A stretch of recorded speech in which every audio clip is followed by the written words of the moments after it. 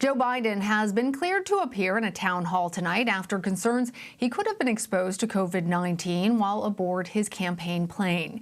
He and the president will participate in separate opposing events following the cancellation of what would have been the second presidential debate. Meanwhile, the virus has forced his running mate, Senator Kamala Harris, to change her campaigning plans. Ed O'Keefe has the latest details. The pandemic has now reached into the Biden campaign. Aides saying tonight that the former vice president won't have to quarantine despite traveling with an infected flight crew member, as they were sitting at least 50 feet apart on the plane and both wearing masks.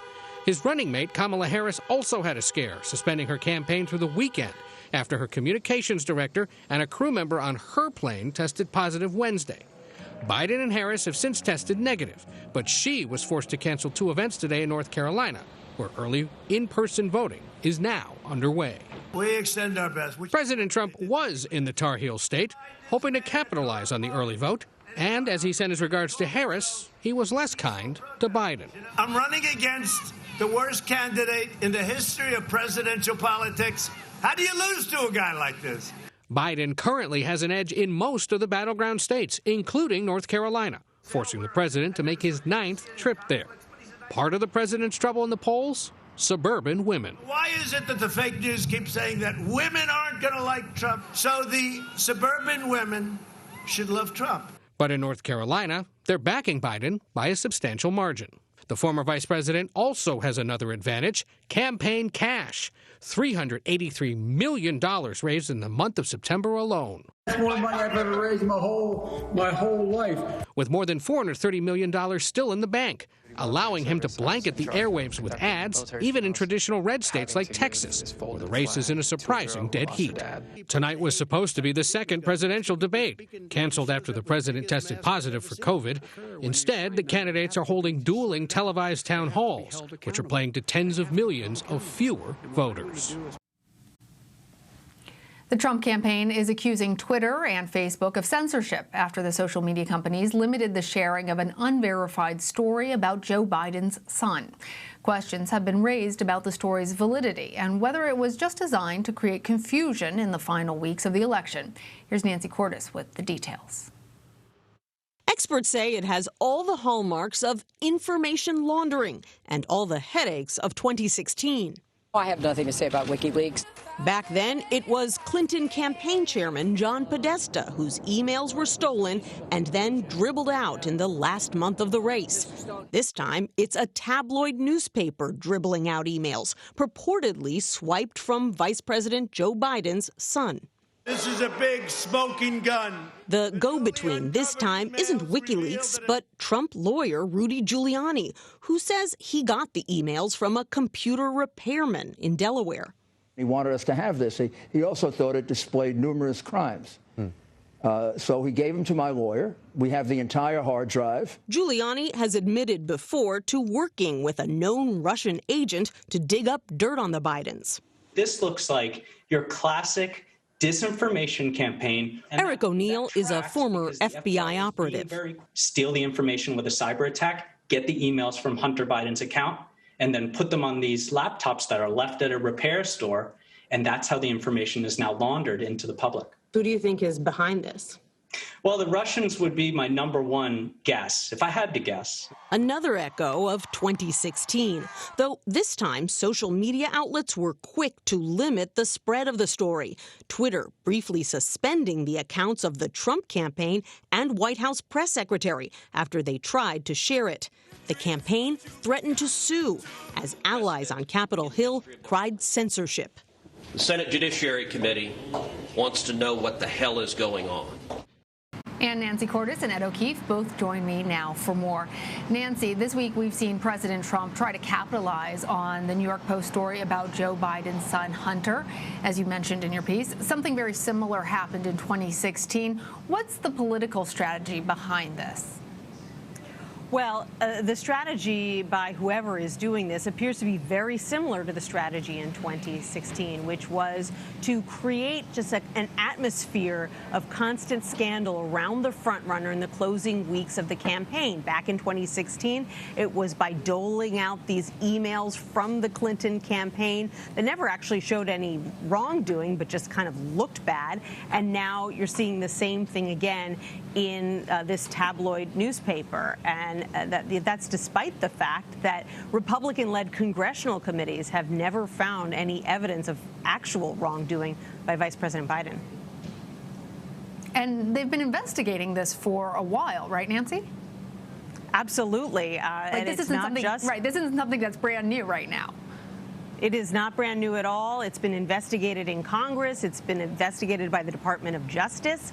And no one has ever concluded that Vice President Biden did anything untoward. But you can see how this is playing out. President Trump is already mentioning it repeatedly on the campaign trail, claiming that the vice president is corrupt, even these emails, whether they are valid or not. And I have to stress, we don't know if these are even Hunter Biden's emails or if they've been doctored in some way. But even these emails don't appear to show that Vice President Biden himself did anything wrong. And Ed, what can you tell us about how Biden's campaign has been responding to this? Well, Biden himself actually brought this up in a fundraiser he did earlier today, off camera, but a kind of fundraiser where reporters are allowed to listen in. And he told donors that were on this virtual fundraiser that with 19 days left, he fully expects that the president is, quote, going to throw everything but the kitchen sink at me, unquote. He added later that barrage of attacks would include, quote, lies and distortion. I think you've put me in a position to be able to respond in real time in a way that we can compete, he told the donors. And that's a reference to the fact that he raised a record sum of money last month and is sitting on more than $420 million. But as Nancy pointed out, they see nothing to this. The Biden campaign says he did nothing wrong. They point to the Senate Republican investigation that found nothing wrong, and that other news organizations have looked into this. The only thing that we know at CBS News regarding all this, in addition to the reporting that's already been done, is that there were people during the Obama administration who had expressed some concern, directly or indirectly to the then vice president, that perhaps what his son was doing at least created an appearance of trouble or, some kind of unfair play by the Biden family. But beyond that, it was never really actually discussed. And again, it's reinforced by the fact that these investigations by congressional committees and news outlets have found nothing wrong. And Nancy, in your piece, you also mentioned how some social media sites are stopping people from sharing this article on their platforms. What more can you tell us about that?